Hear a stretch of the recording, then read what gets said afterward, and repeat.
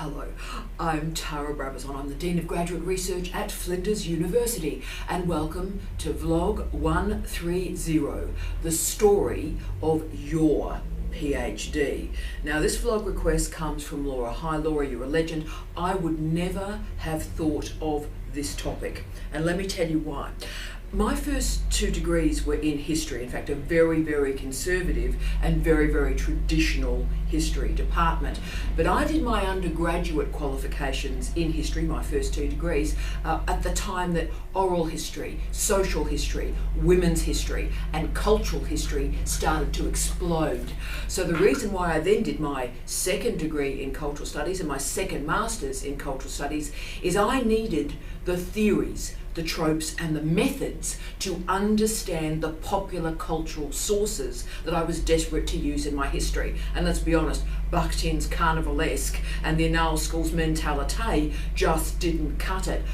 But more of that story later. I'm getting ahead of myself. That's the nature of me with stories. But that's the point. At this particular juncture, history as a discipline was splitting between radical and conservative, theoretical and empirical. So there was a group of people, of which I was one of them, that wanted to do radical, interesting work with profoundly unusual sources. But we didn't have the theories and the tropes to do that. So that's the interdisciplinarity bit of that story. But there was also this very powerful group of people, let's call a spade a shovel, a powerful group of men that were terribly interested in writing the history of old white men and how they discovered stuff. Bless. So the way that these men would tell this story was as a chronological narrative. One fact after another, after another, after another, like there was no interpretation or discussion of why that particular fact was chosen or why they were placed in that particular order. Now, even the legendary E.H. Carr in 1961 stated, quote, history means interpretation. History means interpretation. History does not mean narrative. History does not mean linearity. History does not mean chronology. History means interpretation. I read that book when I was 17 years of age. I never got over it. It changed my life. And it meant that I've basically spent my entire life finding bizarre, wonderful, truly outstanding popular cultural sources to tell different histories. And that means I've looked at popular culture, music, film, television, radio, but I've also looked at graffiti and I've looked at the built environment. So that has meant, with that as my source material, I've had to find really interesting theories and methods to do something with it. So as you can see, from my earliest undergraduate days, I was anti-narrative, anti-chronology, and indeed anti-stories, because I wanted analysis. I wanted interpretation. I remain still terribly interested in the why and not hugely interested in the what or the how. So I've based my entire academic career on critiquing narrative, critiquing chronology, and yes, critiquing stories. So as some of you may know, my supervisor for my PhD didn't read a word of my PhD. What I rarely talk about is the supervisor for my research master's qualification also did not read a word of it, and in fact never attended a single supervisory meeting in the 2 years that I was enrolled. But a senior lecturer decided upon himself that a month before I was going to hand in this research master's, that he was going to do me a favour and he was going to read that research master's. Now, after he read that thesis, he said to me, Tara, you can't submit this, you can't submit this thesis. This thesis will fail. Young woman about to submit a thesis, and an academic, an older man, has said it's going to fail. And the reason he believed it was going to fail is I used evidence that he didn't see as evidence. So I used facts that weren't actually facts from his perspective. Now, my research master's was on the Beatles, and I'd read 350 Beatles fanzines as one of many sources that I've used, but I also used Beatles fanzines. And in particular, I'd read thousands upon thousands of letters written by young women to these fanzines. And I cited them because I wasn't happy to retell that old tale about, the screaming girls screaming at the Beatles. No individuality, no sense of why they were doing it, just this screaming crowd of hysterical women. And I wanted to unpick that particular narrative and explore what was going on for those women. Young women, and I used these letters and these fanzines, and what I showed was the women were articulate, they understood their desire, they understood their pleasure, they understood why they were screaming, and they presented it through these letters. But the old traditional historian was so horrified that I gave credibility to young female Beatles fans, and absolutely horrified that I used fanzines as evidence. And by the way, the end point of that story is that thesis was passed without correction and with distinction. So that guy was #wrong. Seriously, wrong. Now, the reason I'm telling you this story is I've lived my life arguing against narrative, against chronology, against linearity. So I'm not hugely interested in stories as such. So this made this vlog quite difficult to do.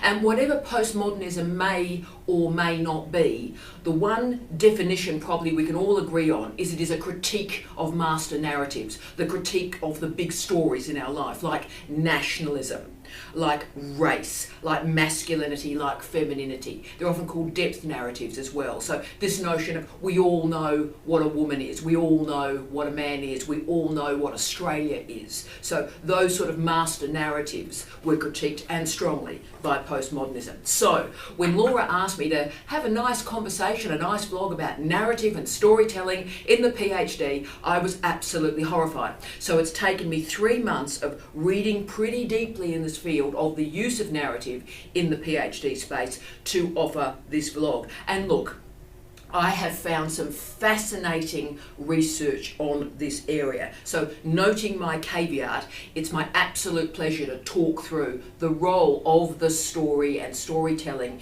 in what we do in doctoral education. And can I say, the weird thing is, I only realised when I was preparing this vlog that as a supervisor, but also as a dean, I've offered a series of interventions in the doctoral space using storytelling, using theories of narrative to move a student on. So there's going to be 3 case studies, 3 tropes, 3 andragogical interventions using stories that actually allowed a student to finish. So students that actually were probably going to leave the program with 1 intervention with some sort of theorisation of story, they were able to progress and finish.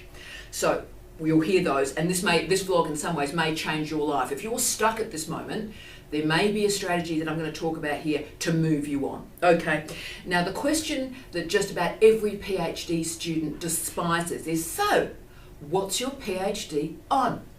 And of course, how do you reduce or reify down 100,000 words into 2 sentences?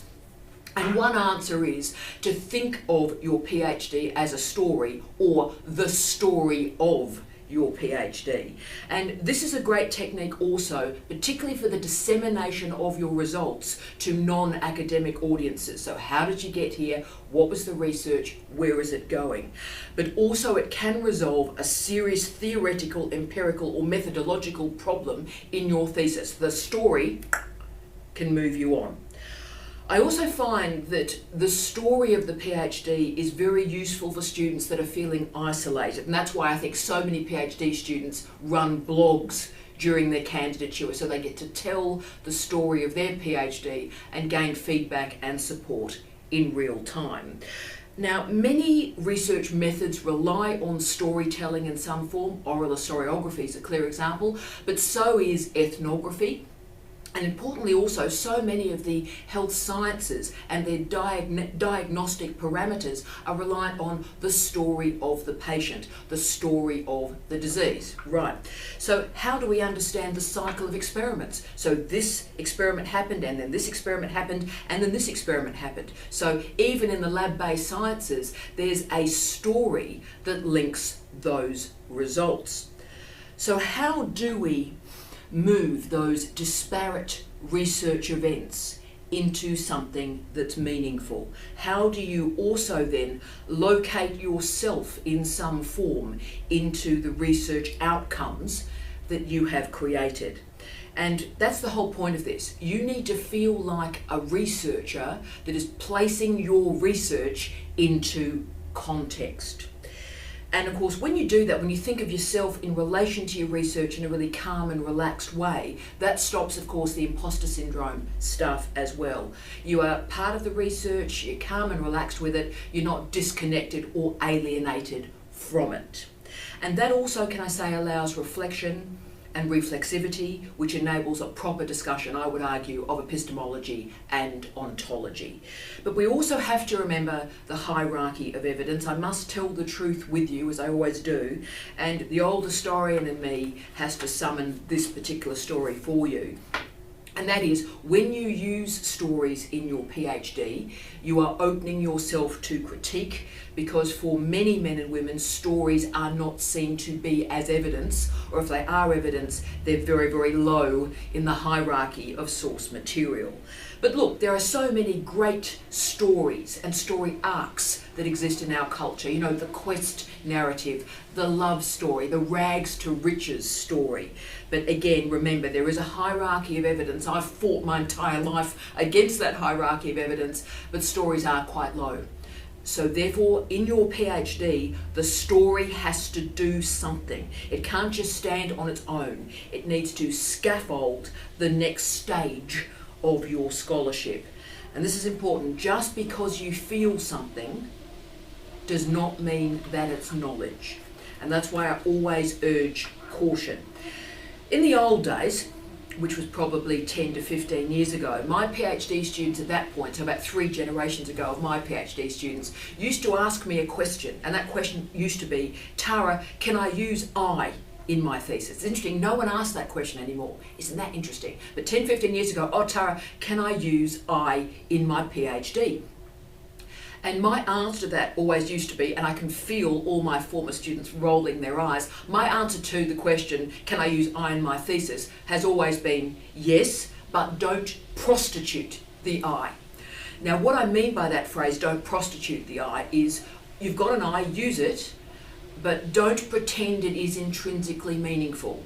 Don't think that just because you've used it, it actually has any currency or depth or importance. And also, don't waste your I. If you're going to say I, then give it rhetorical power. Make it operate with power in the thesis. And also, as I always say, never write I think or I feel in a PhD. What you think or feel is not terribly important. What you know is important. So if you're going to use I, make it a powerful I. And I want to give you 3 ways in which you can use a powerful I, and 3 strategies, case studies of when a story has been used in a PhD and it's actually saved the candidature. These are real case studies from real students that have happened in this actual office. And the disciplines from which I take these case studies may surprise you. Engineering, applied social science, and health science. Okay, so firstly to our wonderful engineer. He was a great guy. He came into my office about 2 months into my term as dean. And he came and he said, look, Tara, I think I'm out. My PhD is in trouble and I can't think of a way out of this. I'm just coming in, I'm about to withdraw my candidacy, but I just want to give this one chance and see the new dean. Now, the story he told me in this office was the classic story for engineers. Engineers have very successful candidatures, they're very, very quick, and they're wonderful men and women. I love being involved in engineering projects, they're fantastic. But when something goes wrong in an engineering candidacy, this is the story. The project for him started incredibly well. He got a fantastic set of first results. And as so often happens in the engineering space, of course, their dissemination mechanism, like computer science, is through conference proceedings, refereed conference proceedings, which is an incredibly fast way to do dissemination. So we got these great results, did a conference, did conference proceedings, out went these results. Magnificent. So it's all going incredibly well. Then he got a job and switched to part-time. Jump cut. He's in my office 6 years later. And suddenly, this is the important bit of this story, he said to me, the original piece has been cited 33 times. And I went, that is just absolutely amazing. Congratulations, mate, that's tremendous. So that original piece, 33 times it had been cited. But what had happened was people had cited the research, replicated it, and transcended it. So his original contribution to knowledge was gone. So we had to come up with a plan, and unusually in engineering, I suggested an iterative literature review. So what we did is we drew on this desk a structure of what the thesis would look like. Okay, so there's the original literature review, there's the research methods. Now, here's the key paper, and instead of being the end point of the research, render it the pivot. And then I asked that he did a second literature review, an iterative literature review that worked with the 33 citations of that research, and then write a final, big, explosive, exciting, theoretical chapter about where this research was going. So he told the story of how the research had travelled. Now, this was incredibly risky, particularly risky in engineering. But the option I think we had was either try something innovative or he was out. He was leaving the program. So this remarkable engineer told the story of his research, how he got the job, how his research got gazumped, but then drew together the filaments. He was a brilliant man, drew together the filaments for this remarkable, screaming, big, fabulous final chapter. 5 months after he was sitting in my office, his results for his PhD had come in as an A and a B. So this engineer told the story of his research, solved his problem, passed his thesis. Fantastic. So what we learned from this incredibly unusual situation is results are just results. But if we put a story around those results, then magically that's research.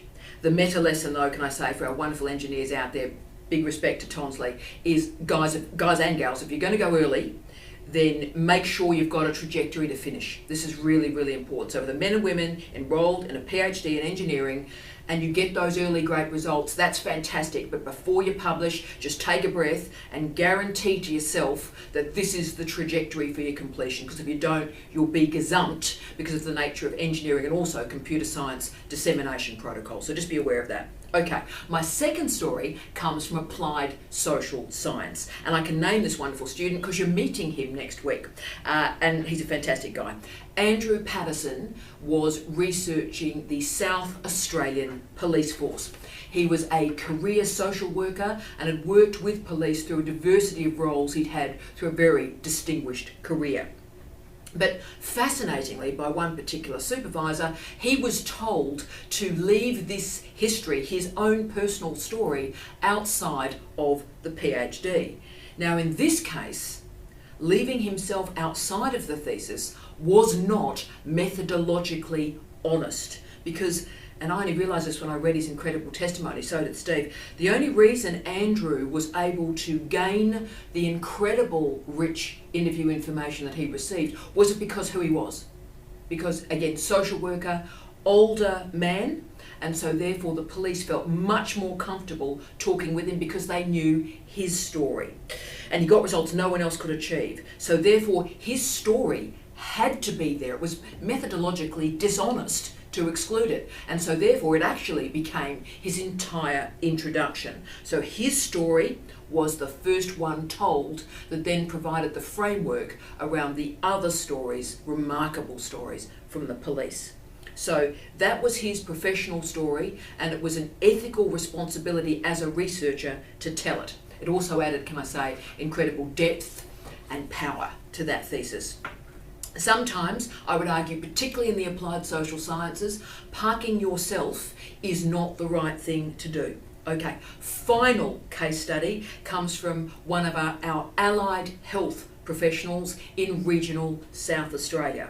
So she commenced with her conventional clinical project. So here's the control group, here's the test group. And I love this bit of the story. The results were an absolute, unmitigated, complete failure, because the methods that work so well in a city environment with a particular expectation of health literacy, those expectations did not exist in a regional environment. And so it had failed. The research project had failed. And so a whole series of supervisors then walked away and said, right, well, the project's failed, so, it's over. And then we had a little conversation, and she summoned all of a sudden her story, her lifelong commitment and expertise in regional health. And actually her experience and expertise, her story in regional health, helped to explain the results, why the methods had failed. Therefore, her thesis ended up being a remarkable story of failed methods, and those failed methods created revelations about the nature of regional health and the nature of regional health literacy. So this thesis became about inequalities and injustice, and that made the thesis. So it moved from empirical health science to socially progressive health studies. So the story of the researcher enabled that change. And look, when I was doing research to try and think about how we frame and understand the story in the PhD space, I looked to the wonderful work of Lynn McAlpine from Oxford University, but one of the truly great and inspirational scholars in doctoral studies.